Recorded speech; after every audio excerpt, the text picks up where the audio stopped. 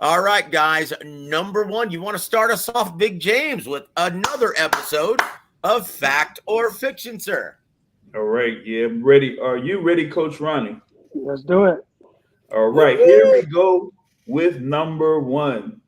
Now, with the WBC granting Jermall Charlo an exemption for his return fight, instead of Canelo Alvarez, Jermall will face Demetrius Andrade, and it will be announced on Monday, June 19th, Charlo Day in Houston, Texas. Fact or fiction?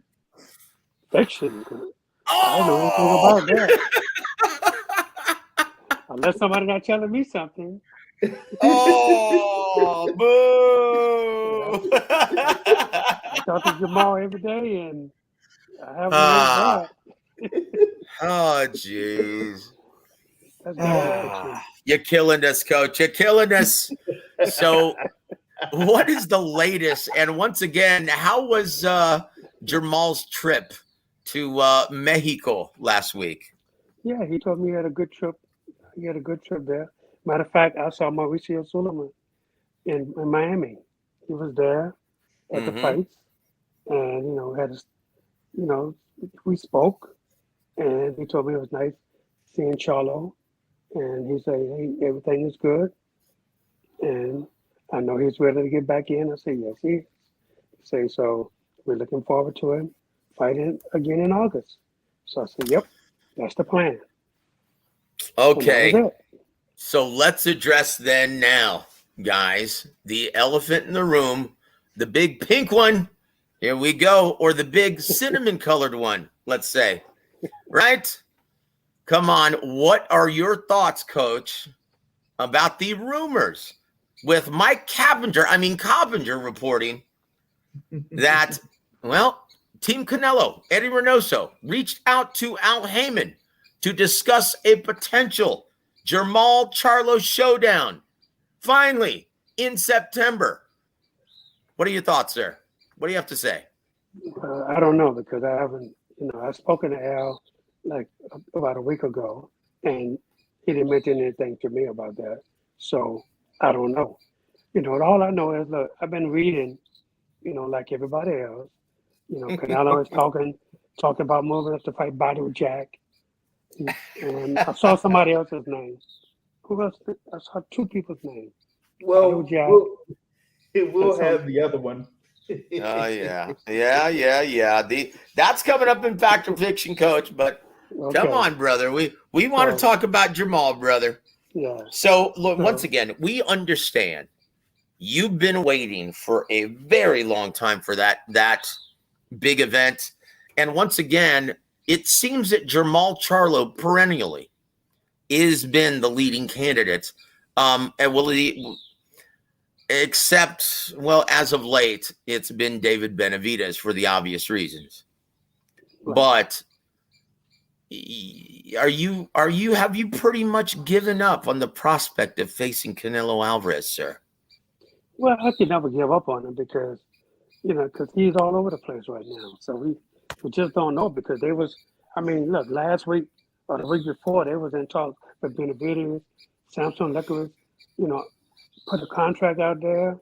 And from what I understand, they say they didn't get it or they didn't like it or whatever. The problem Because it's really easy not to like $40 million, right? yeah, that's a lot of money. I heard it was 50, but that's a lot of money. Oh gosh, that's even more not to like, right? Yeah. Oh, jeez. look, man, maybe they didn't like something in the contract. I mean, until you see the contract, you don't know why that they didn't take it. It had to be something in there that they didn't like, so, but I don't know. But, look, I hope that, of course, I hope Jermall is the one that gets the fight, for September. But again, man, I've seen so many names thrown around. I don't know who to say, who Canelo's going to fight next because just too many names out there. I don't know.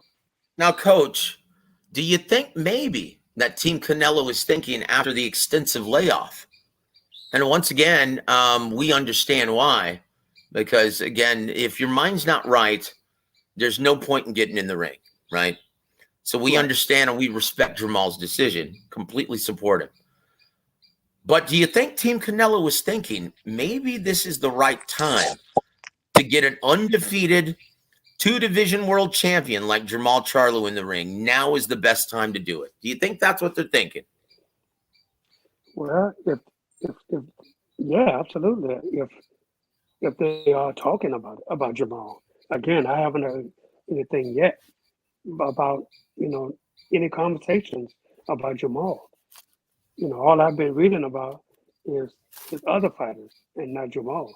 So maybe they're keeping it a secret that they want to fight Jermall, but they have to talk to somebody that's at the camp. Yeah, let me ask you, and I know you never want to speak for Jermall, obviously. Now, just as his head trainer, and you understand, would you feel comfortable? Now, if that were offered to you guys, would you feel comfortable taking that fight after this long layoff? Oh, absolutely. Look, man, Jermall, you have to know this kid. You really have to know who he is and what he's about. When it's time for this guy to get in the gym, that's what he does. He gets serious about everything. And it's not, he's always working out. That's the one thing about him. If he's don't have an injury or anything like that, he's always working out. So he's not going to ever stop. It's in his blood. He's going to continue to do that. He feels guilty if he missed 2 days out of the gym. He feels bad. So he gets back in the gym, whether he's running or just doing conditioning, he's doing something. Can you smell that, James? Can you smell that, brother? That's an article, man. I smell. That's an article right there, brother. Want to thank you very much for that, Coach. Also want to welcome your former fighter, Montequilla, Adam Lopez. Welcome to the show, sir, and thank you for supporting the coach on this Tuesday. He goes, man, I hope that Maul would get that fight. Andre is so cringe. I'm in agreement, brother. I'm in agreement. Are you in agreement, James? Would you like to see that fight, brother? Listen, I would be interested in all of those fights, actually. To be honest.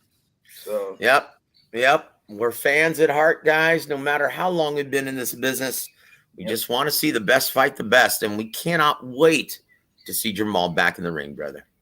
God bless you guys, and